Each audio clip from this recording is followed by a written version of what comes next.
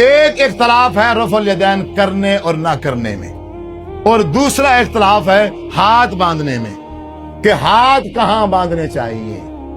یہ دو چیزیں ایسی ہیں جو مختلف ہیں، باقی تقریباً رکوع سارے سیم کرتے ہیں، سجدہ بھی ایک جیسا کرتے ہیں، اتحیات میں بیٹھنے کا ایک طریقہ مختلف ہے۔ اکثر بھائی مجھے کہتے ہیں کہ آپ وہ طریقہ بتا دو کہ آپ صلی اللہ علیہ وسلم نے نماز کس طریقے پہ پڑھی، تو آج میں بتا دیتا ہوں۔ آج تک میں نے نہیں بتایا، آج بتانے لگا ہوں۔ آپ میں سے خوش نصیب ہے وہ بھائی جو آپ صلی اللہ علیہ وسلم کا طریقہ سن کے اپنی نماز درست کرے گا۔ ایک اختلاف ہے رفع الیدین کرنے اور نہ کرنے میں، اور دوسرا اختلاف ہے ہاتھ باندھنے میں کہ ہاتھ کہاں باندھنے چاہیے۔ یہ دو چیزیں ایسی ہیں جو مختلف ہیں، باقی تقریباً رکوع سارے سیم کرتے ہیں، سجدہ بھی ایک جیسا کرتے ہیں، اتحیات میں بیٹھنے کا ایک طریقہ مختلف ہے۔ صلی اللہ علیہ وسلم نے جب نماز پڑھی ہے رفع الیدین کیا ہے یا نہیں کیا؟ نمبر 1۔ حضرت ابوبکر صدیق رضی اللہ تعالی عنہ فرماتے ہیں خلیفہ اول، میں نے آپ صلی اللہ علیہ وسلم کے پیچھے نماز پڑھی، آپ نے جب اللہ اکبر کہا تکبیر تحریمہ تو آپ نے رفع الیدین کیا، اور جب آپ رکوع میں گئے آپ نے رفع الیدین کیا، اپنے دونوں ہاتھوں کو کندھوں کے برابر یا کانوں کے برابر اٹھایا۔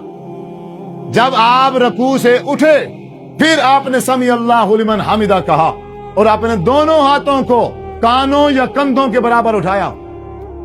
حضرت ابوبکر صدیق فرماتے ہیں میں نے یہی سوال آپ صلی اللہ علیہ وسلم سے کر دیا، اے محبوب آپ نے نماز پڑھائی ہے، آپ رکوع میں جاتے ہیں رفع الیدین کرتے ہیں، آپ رکوع سے اٹھتے ہیں تو رفع الیدین کرتے ہیں، یہ آپ رفع الیدین کیسے کر رہے گئے؟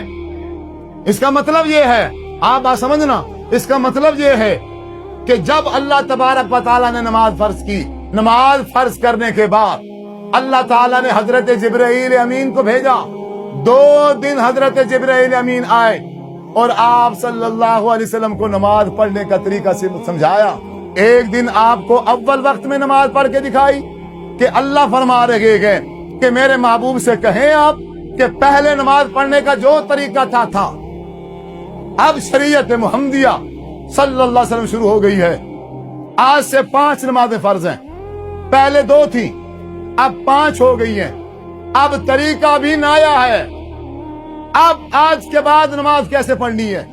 جاؤ جبرائیل امین آپ میرے محبوب کو نماز پڑھ کے دکھا کے آؤ کہ آج کے بعد نماز کس طریقے پر پڑھنی ہے۔ حضرت ابوبکر صدیق فرماتے ہیں محبوب کیوں؟ حضرت ابوبکر صدیق نبوت سے پہلے آپ صلی اللہ علیہ وسلم کے ساتھی تھے، اکٹھے کاروبار کرتے تھے، آپ نبی بننے سے پہلے بھی نماز پڑھتے تھے، مکہ والے نماز پڑھتے تھے جو پہلے 2 نمازیں تھیں، اب کیونکہ ابوبکر صدیق حضور کے ساتھ تھے، اب دیکھا کہ پہلے تو جب نماز پڑھی جاتی تھی رفع الیدین نہیں تھا، اب یہ رفع الیدین شروع ہو گیا، سوال کر دیا اے محبوب آپ نے رفع الیدین اب کیوں شروع کر دیا ہے؟ آپ صلی اللہ علیہ وسلم نے فرمایا ہے کہ حضرت جبرائیل امین آئے ہیں اور انہوں نے آ کے مجھے یہی نماز پڑھنے کا طریقہ سکھایا۔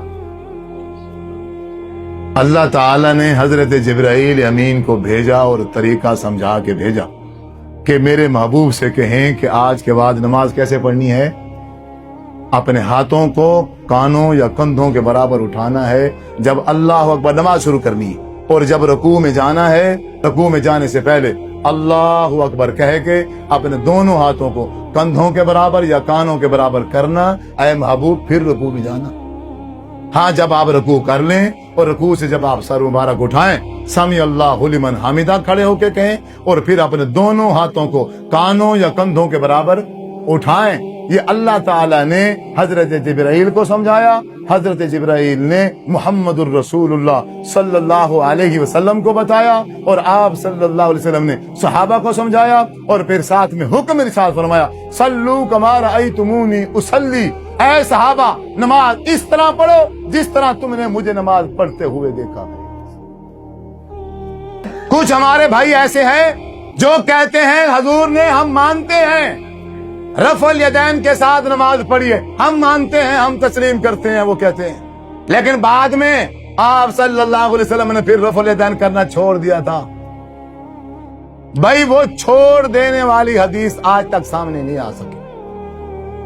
ایک حدیث پیش کی جاتی ہے کہ حضور نے فرمایا ہے جس طرح شریر گھوڑا دم ہلاتا ہے تم اسی طرح نماز کے اندر شریر گھوڑے کی طرح دم میں ہلاتے ہو۔ اسکنوا فی الصلاۃ، نماز میں سکون کرو۔ اور یہ بیان کرنے والا صحابی حضرت جابر بن سمرہ ہے رضی اللہ تعالی، بخاری کی حدیث ہے۔ امام بخاری رحمت اللہ علیہ اس حدیث کو تشہد میں التحیات میں بیان کر رہے گئے، بے التحیات کیسے بیٹھنا ہے۔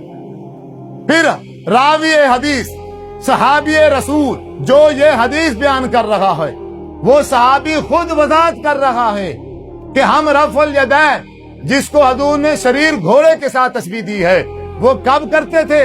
صحابی فرماتا ہے، حضرت جابر کہتے ہیں ہم التحیات بیٹھتے اور جب سلام پھیرنے کی باری آتی تو ہماری عادت یہ تھی ہم اپنی ران پہ یوں ہاتھ مارتے، ہاتھ مار کے پھر ہم دائیں سائڈ پہ کہتے السلام علیکم ورحمۃ اللہ وبرکاتہ، اور اس طرح ہم ہاتھ بھی ملاتے، اور پھر جب ہم بائیں سائڈ پہ کہتے السلام علیکم ورحمۃ اللہ تو پھر ہم بائیں سائڈ پہ بھی اپنے ہاتھ کو ایسے اٹھاتے تھے۔ تو اتنے میں حضور صلی اللہ علیہ وسلم نے ہمیں دیکھ لیا اور فرمایا یہ کیا کر رہے ہو تم؟ شریر گھوڑے کی طرح، جس طرح شریر گھوڑا اس طرح دمے مارتا ہے ہلاتا ہے، تم شریر گھوڑے کی طرح اپنے ہاتھوں کو ہلا رہے ہو نماز میں۔ اسکنوا فی الصلاۃ، نماز میں سکون کرو۔ ظالم ہے یہ مولوی، انہوں نے امت کو جدا کر دیا، انہوں نے مسلمانوں کو آپس میں لڑا دیا، اور ہم نادان ان مولویوں کے کہنے پر لڑنے کے لیے ایک دوسرے کے لیے تیار کریں۔ اللہ تعالیٰ نے عقل دی ہے، شعور دیا، یہ قرآن ہے ہمارے پاس، رسول اللہ صلی اللہ علیہ وسلم کا فرمان ہمارے پاس موجود ہے، ہمیں لڑنے کی ضرورت کیوں لڑیں؟ ہم ایک دوسرے کو جہنمی کیوں کہیں؟ ہم ایک دوسرے کو اسلام سے خارج کیوں کریں؟ ہم ایک دوسرے پر کفر کا فتویٰ کیوں لگائیں؟ اور جب ہمارے پاس حدیث موجود ہے، لڑائی کرنے سے پہلے، فتویٰ لگانے سے پہلے ہر بندہ، میں کہہ رہا ہوں کہ آپ صلی اللہ علیہ وسلم کا طریقہ نماز پڑھنے کا رفع الیدین کر کے ہے۔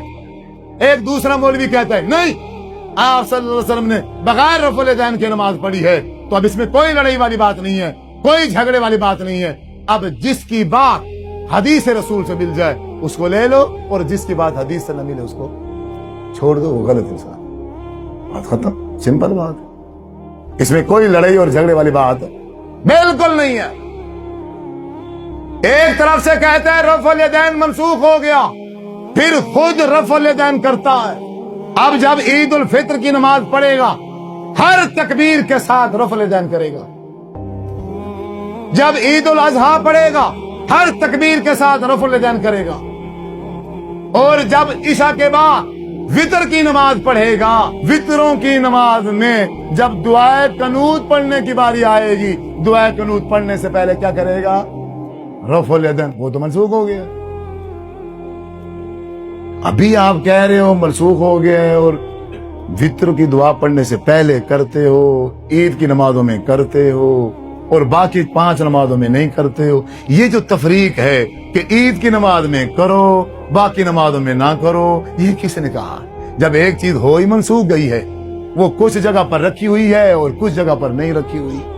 یعنی آپ صلی اللہ علیہ وسلم نے دعائے قنوت پڑھی ہے،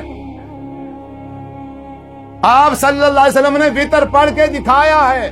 آپ نے جب وتر پڑھا، جب دعائے قنوت کی باری آئی، آپ نے یہی قیام میں کھڑے ہو کے سورہ فاتحہ پڑھ کے، اور سورہ فاتحہ کے بعد کوئی سورت ساتھ ملا کے، سورت قل واللہ، سورت اخلاص پڑھ کے آپ ایسے ہاتھ باندھ کے کھڑے ہیں، اور کوئی آپ نے رفع الیدین نہیں کیا، ایسے ہاتھ بندھے ہوئے ہیں۔